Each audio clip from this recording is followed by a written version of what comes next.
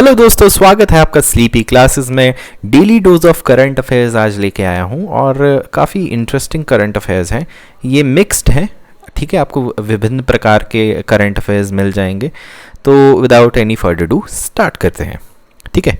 देखिए, पहले कुछ स्टेटमेंट्स हैं। Consider the following statements. पहली है, India's rank in Chandler good government index is 50th।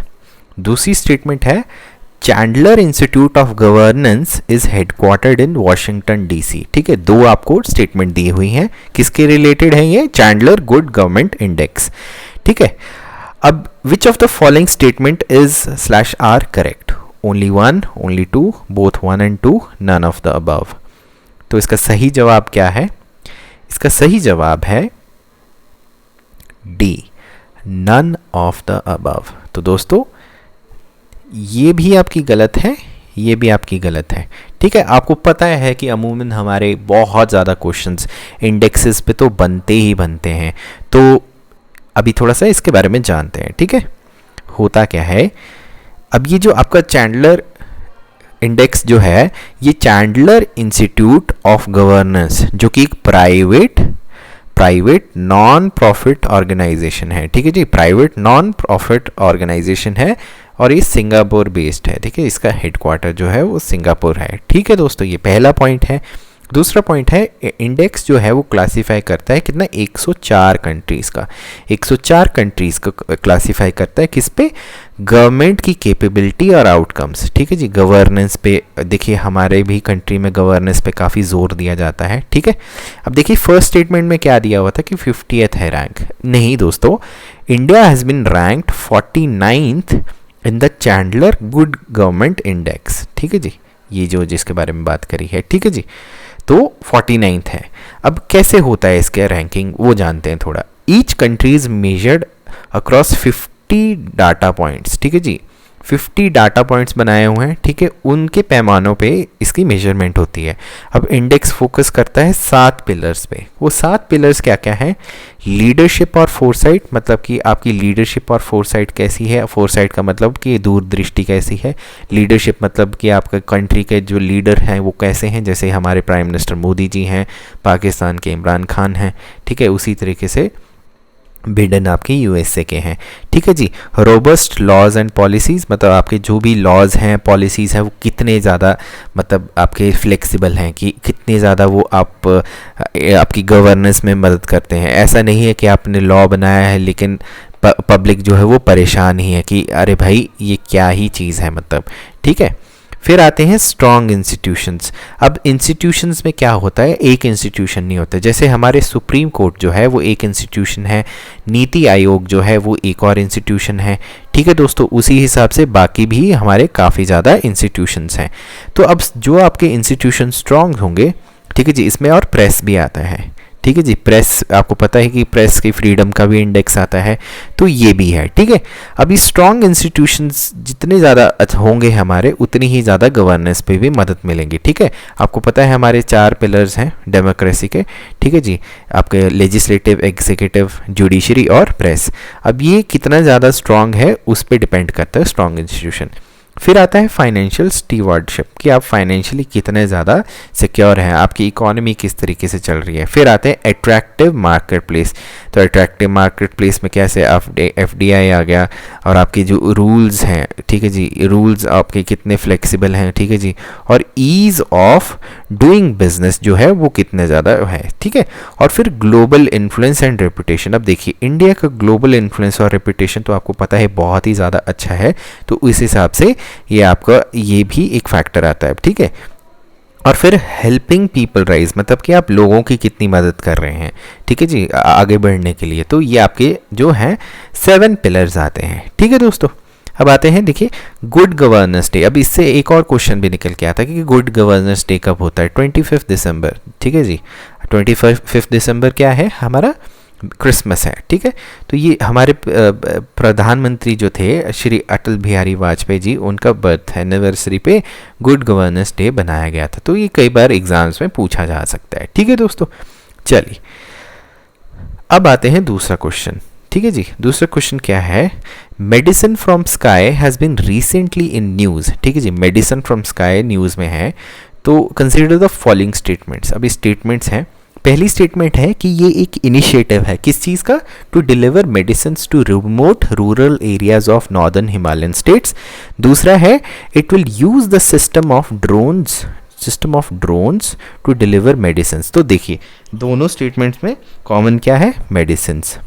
ठीक है, मेडिसिन है, तो आपको ये तो पता चल गया कि मेडिसिन फ्रॉम स्काई में मेडिसिन ही है। कई बार कुछ और भी हो जाता है।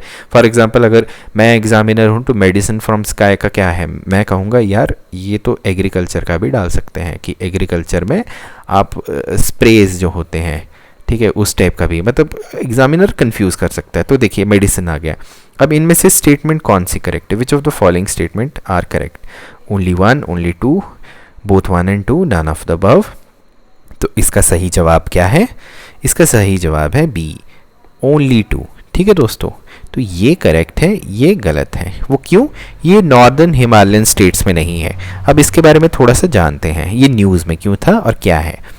अब तेलंगाना गवर्नमेंट, देखिए तेलंगाना गवर्नमेंट, ये देखिए आपको स्टेट जो है वो हमेशा याद रहना चाहिए कि स्टेट कौन से स्टेट ने लॉन्च किया हुआ है। ठीक है जी, तेलंगाना गवर्नमेंट ने लॉन्च किया था मेडिसिन फ्रॉम स्काई इनिशिएटिव, किसकी पार्टनरशिप के साथ, वर्ल्ड इकोनॉमिक फोरम।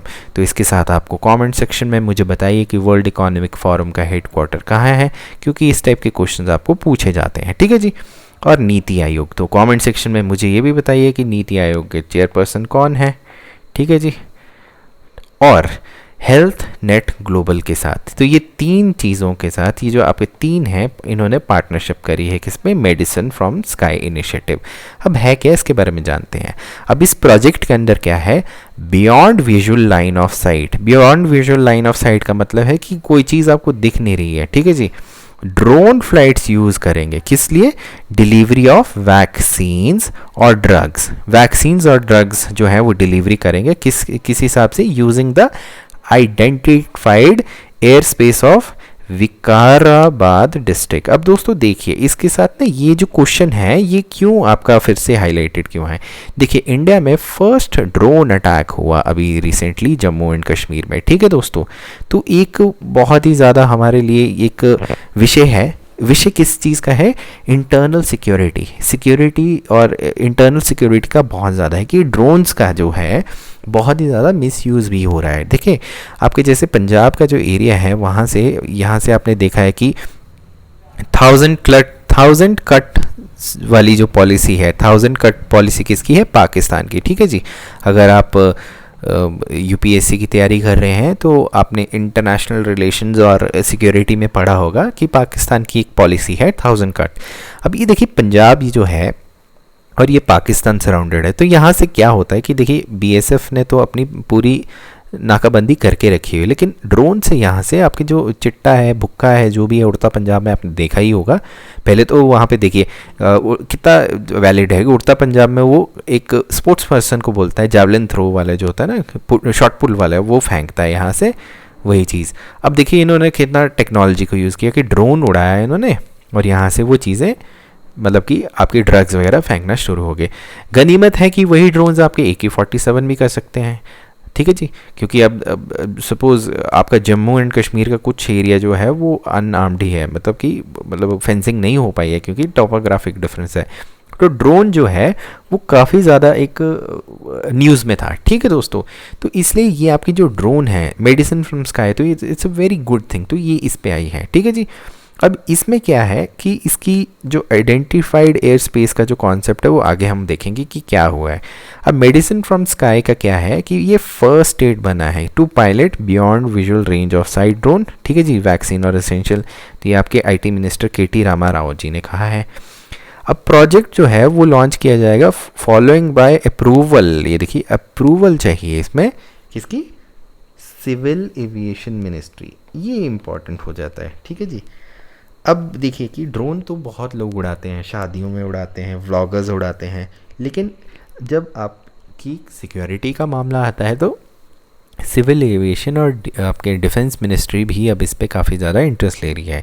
अब देखिए मिनिस्ट्री ने क्या किया है, मिनिस्ट्री ने कंडीशनल एग्जेम्पशन दिए हैं। इसका मतलब ये है कि यूजुअली आपके पास अलाउड नहीं है, ठीक है जी। कंडीशनल एग्जाम्पशन दी है किसको, तेलंगाना गवर्नमेंट को, किस चीज़ के लिए, from unmanned aircraft system rules 2021, किस चीज़ के लिए, for conducting experiment beyond visual lines of site. देखिए दोस्तों, अब आपको ये एक बात बहुत ही ज़्यादा जानने की ज़रूरत है कि आपका जो एयरपोर्ट का एरिया होता है, ठीक है जी, ये रिस्ट्रिक्टेड एक्सेस वाला होता है। अब सपोज़ आपका जो घर है यहाँ पे है और मैं यहाँ से ड्रोन उड़ाता हूँ, ठीक है जी। अब देखिए कितना ज़्यादा सिक्योरिटी का है कि ड्रोन उड़ाते उड़ाते यहाँ से फ़्लाइट टेक ऑफ कर रही है और हुआ तो ये काइंड ऑफ टेररिस्ट अटैक भी बन सकता है। तो कितना ज़्यादा मतलब इसमें रूल्स और रेगुलेशन की है, ठीक है जी। तो अनमैन्ड एयरक्राफ्ट सिस्टम रूल्स के अंतर्गत इन्होंने एक कंडीशनल एक्सेप्शन दी है, किस चीज़ के लिए, conducting experimental for beyond visual line of sight drone flights for delivery of vaccines. ठीक है दोस्तों, अगर देखिए इसके दो पहलू हैं, पॉजिटिव भी हैं और नेगेटिव भी। आप देखिए ड्रोन से आप अगर यही चीज़, हाँ सपोज़ जैसे मैं हिमाचल में हूँ, ठीक है, और अभी रिसेंटली यहाँ पे क्या हुआ कि धर्मशाला में यहाँ पे क्लाउड बर्स्ट हो गया, ठीक है। अब सपोज़ एक गांव जो है, एक गांव वो पूरा बह गया और एक पर्टिकुलर घर है जहाँ पे कि मेडिसिन भी नहीं पहुँच पा रही, कुछ भी नहीं है, डॉक्टर्स भी नहीं पहुँच पा रहे क्योंकि ट्रैक करना वो है, और सपोज़ यहाँ पे आपको एसेंशियल सप्लाईज ही भेजने हैं, तो आप ड्रोन से देखिए 5 किलो का तो पेलोड उठा ही सकता है, ड्रोन से वो चीज़ भेज भी सकते हैं, ठीक है जी। आप ऐसी दुर्गम इलाके होते हैं उनसे भी ड्रोन की सर्वेलेंस कर सकते हैं। तो देखिए ड्रोन्स के बारे में मैं इतना क्यों बोल रहा हूँ, देखिए जो आपके असिस्टेंट कमांडेंट वाले बच्चे हैं, यूपीएससी के हैं या कोई ऐसे जो हैं जिनमें आपको रिक्वायर्ड होता है ऐसे लिखने के लिए, तो उसमें आपको ड्रोन्स और सिक्योरिटी के ऊपर आपका ऐसे बन सकता है, ठीक है दोस्तों। चलिए अब आते हैं अगला क्वेश्चन क्या है। अगला क्वेश्चन है हकी पिक्की जो एक टर्म है वो किस चीज़ से रिलेटेड है। A. It is an annual bird catching festival of Assam. B. It is a semi-nomadic tribe of Karnataka. C. It is annual local violence celebration of Nagaland. D. None of the above. तो इसका सही जवाब क्या है? इसका सही जवाब है B. ये एक सेमाई नोमैडिक ट्राइब है, किसकी, कर्नाटका की। ठीक है दोस्तों, ये रिसेंटली द हिंदू में आप अगर इसको गूगल करते हैं तो द हिंदू में ये कवर किया हुआ था, ठीक है, पढ़ भी सकते हैं, बट मैं एक्सप्लेनेशन आपको पूरी देते रहा हूँ। अब हकी पिकी क्या है, एक one of the major tribal communities हैं कि यहाँ की कर्नाटका के। तो ये देखिए ट्राइब है कहाँ की, कर्नाटका की। अब कर्नाटका का वर्ड जो है हकी का मतलब क्या होता है, बर्ड, ठीक है जी, और पिक्की का मतलब होता है टू कैच। तो देखिए यहाँ पे ना आप यहाँ पे कंफ्यूज हो सकते हैं, किसी ने अगर ऊपर से पढ़ा है तो ये बोल देगा कि हाँ जी ये तो मैंने बर्ड कैचर का था तो एनुअल बर्ड कैचिंग फेस्टिवल हो सकता है। यहाँ पे कंफ्यूज नहीं होना आपने, ठीक है दोस्तों, ठीक है। अब तो इसलिए ये हाकी पिकी आपका बर्ड कैचर है, तो ये जो कम्युनिटी है इसलिए कहते हैं हम इसको हाकी पिकी। अब पॉपुलेशन जो है इसकी जो हाकी पिकी, ये मेनली कॉन्सेंट्रेटेड कहाँ पे है, शिवमोगा, देवनागरी, मैसूरू डिस्ट्रिक्ट जो है कर्नाटका के, यहाँ पे सिचुएटेड हैं, ठीक है जी। अब ऑल्टरनेट नेम्स क्या है हाकी पिकी के, मतलब ये आपको जानने की ज़रूरत नहीं है, तो ये नेम्स आपके हरिनशा, पाशी परदी, एडवेंचर, शिकारी, ठीक है जी। और ये मतलब कि इनके ऑल्टरनेट डेज भी नेम्स भी हैं हाकी पिकी के, ठीक है जी। अब क्या है कि कम्युनिटीज़ जो हैं वो सदर्न पार्ट ऑफ इंडिया में हैं, बट थोड़ा हिस्टोरिकल पे जाएंगे तो ये बेसिकली नॉर्दर्न पार्ट्स में थे, और महाराणा प्रताप से भी इनका थोड़ा सा रिलेशन है, ठीक है जी। और ये अब फिर नीचे धकेले गए तो ये अब द्राविडियन से सराउंडेड हो गए, अब द्राविडियन लैंग्वेज भी सीख गए, तो ये इंडो आर्यन लैंग्वेजेस का एसिमिलेशन है, मतलब कि मिक्सचर है, ठीक है जी। अब स्कॉलर्स जो हैं वो उन्होंने मदर टंग को वैगरी के नाम से बुलाया हुआ है, ठीक है जी। अब ये वैगरी जो है ये बुलाते हैं, मतलब कि कन्नड़ा से हटके ये वैगरी में बात करते हैं। और यूनेस्को ने जो है हकी पिकी को one of the endangered languages में भी माना गया है, मतलब कि इसकी ये जो लैंग्वेज है हकी पिकी की, उसको एंडेंजर्ड लैंग्वेज में भी माना गया हुआ है, ठीक है दोस्तों। चलिए अब नेक्स्ट क्वेश्चन पे आते हैं। नेक्स्ट क्वेश्चन है कि SUPACE is an AI powered tool launch by which department. SUPACE जो है एक आर्टिफिशियल इंटेलिजेंस पावर्ड टूल है, और ये कौन से डिपार्टमेंट ने लॉन्च किया हुआ है। A है department of science and technology, B है डिपार्टमेंट ऑफ इसरो, सी है supreme court of India, D है मिनिस्ट्री ऑफ होम अफेयर्स। ठीक है दोस्तों, तो अब देखिए अगर किसी को ये क्वेश्चन नहीं आता है, किसी ने पढ़ा ही नहीं है, तो इस टाइप के क्वेश्चंस आपको छोड़ ही देने चाहिए, क्योंकि तुक्का लगाने की इसमें कोई है नहीं। देखिए एआई पावर्ड है तो मोस्टली बच्चे क्या सोचते हैं, मतलब कोई कैंडिडेट जो है वो सोचेगा यार साइंस से रिलेटेड है तो साइंस एंड टेक्नोलॉजी होगा या तो इसरो होगा। ठीक है जी, इन दोनों पे आता नहीं है। अगर किसी ने पढ़ा है, जैसे कि अभी मैं बताता, तो इसका सही जवाब है सुप्रीम कोर्ट ऑफ इंडिया। ठीक है जी, अब इसके बारे में थोड़ा सा जानते हैं। ठीक है जी, अब सुप्रीम कोर्ट ऑफ इंडिया ने इसकी first artificial intelligence portal launch करी, और सुपास की फुल फॉर्म क्या है, supreme court portal for assistants in court.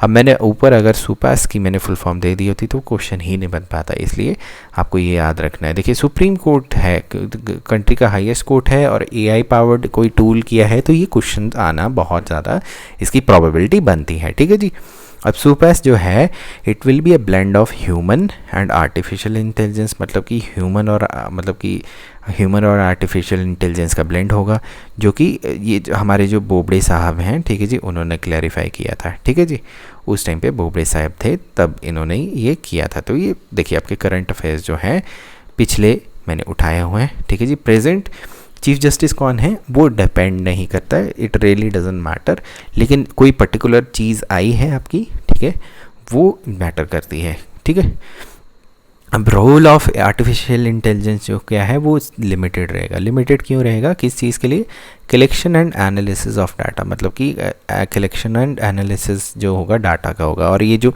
Tool है वो क्या करेगा, रेलेवेंट फैक्ट्स और लॉज को इकट्ठा करेगा और वो जज साहब को दे देगा कि ठीक है जी ये लॉज हैं, ये फैक्ट्स हैं, तो जज साहब को वो मिल जाएगा। ठीक है जी, और ये क्या है, it is not designed to take decisions, मतलब ये डिसीजन लेने के लिए नहीं है, वो जज साहब ही लेंगे। ठीक है जी, but only to process facts, मतलब वो फैक्ट्स इकट्ठा करेगा और वो जजेस को अवेलेबल दे देगा ताकि आप अपना डिसीजन ले सकें। ठीक है दोस्तों, अब आते हैं 5वें क्वेश्चन पे। दिहिंग पटकाई जो है अभी रिसेंटली न्यूज़ में था, तो ये किस चीज़ से रिलेटेड है, a mixed martial arts of Arunachal Pradesh, b dance form of state of Mizoram, national park of Assam, d none of the above. तो इसका सही जवाब क्या है, इसका सही जवाब है नेशनल पार्क ऑफ असम। ठीक है दोस्तों, दिहिंग पटकाई। तो अब इसके बारे में जानते हैं। देखिए द लास्ट, अब ये जो है पूरी एक्सप्लेनेशन जो है और ये टॉपिक भी, ये भी मैंने द हिंदू से ही निकाला हुआ है। ठीक है जी, वैसे तो ये न्यूज़ में था ही, क्योंकि अब जब कोई भी नेशनल पार्क ऐड होता है तो न्यूज़ में आता ही है, बट मैंने द हिंदू से निकाला है। The last remaining stretch of the Assam valley tropical wet evergreen forest have become Assam's 7th national park. 7th, तो 7वां नेशनल पार्क है। ठीक है जी, स्टेट गवर्नमेंट ने दिहिंग पटकाई को नेशनल पार्क जो है 4 days after creating 422 kilometre Raimona national park in western Assam. ठीक है जी, पहले ये रायमोना नेशनल पार्क क्रिएट करा, उसके बाद उसके 4 दिन बाद क्या, इसको दिहिंग पटकाई को नोटिफाई कर दिया। तो ये देखिए आपको 2 चीज़ें निकल के आई। अब देखिए Assam has 3rd most national parks after 12 in Madhya Pradesh and 9 in Andaman Nicobar island. तो ये भी आपको एक इन्फॉर्मेशन मिल गई है। ठीक है जी, अब ये 5 ओल्डर नेशनल पार्क जो हैं स्टेट में वो कौन कौन से हैं। ठीक है, अब मुझे कमेंट सेक्शन में आप बताएंगे कि कौन कौन से, काजीरंगा है, मनास है, नमेरी है, औरंग है और डिब्रू सैखोवा है। तो बताइए कमेंट सेक्शन में कि चलो बाकी सब छोड़िए, काजीरंगा बहुत ज़्यादा न्यूज़ में रहता है, तो बताइए किसके लिए है। ठीक है जी, अब काजीरंगा और मनास जो है वो चलो काजीरंगा के साथ साथ मनास भी बजा दिए। ठीक है जी, अब क्योंकि ये यूनेस्को वर्ल्ड हेरिटेज साइट्स में आते हैं तो आपको बताना बनता ही है। ठीक है जी, और ये क्या है, टाइगर रिजर्व्स भी हैं। तो अब देखिए हिंट भी आ गया आपको टाइगर रिजर्व्स का, along with Nameri and Orang. ठीक है दोस्तों, अब देखिए मेजर एलिफेंट हैबिटेट।